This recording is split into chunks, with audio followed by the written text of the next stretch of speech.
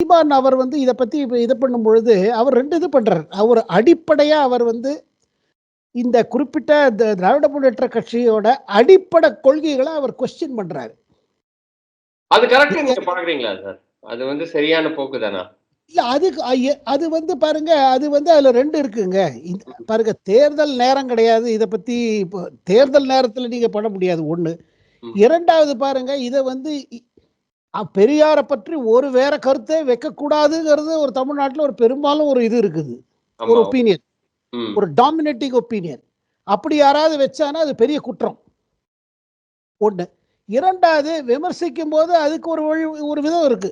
நீங்க யாரை பத்தியா வேற கருத்து உங்களுக்கு இருந்ததுன்னா, ஒரு பெருந்தலைவரை பத்தியோ இல்ல ஒரு பெரிய ஐகானை பத்தி நீங்க வைக்கும் பொழுது ஒரு விதமா நீங்க சொல்லலாம்.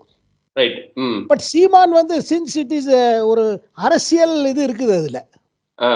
ஆனா அதுல என்ன பாருங்க, அவர் என்ன விருப்ப ஆசைப்படுறாருன்னா, ஒரு டிபேட் இந்த நேரத்துல பண்ணி டிஎம்கே அடிப்படையா எந்த கொள்கைகளும் கடைபிடிப்பதே இல்லை, அதனால ஓட்டர்ஸ் அதை நம்பாதீங்க.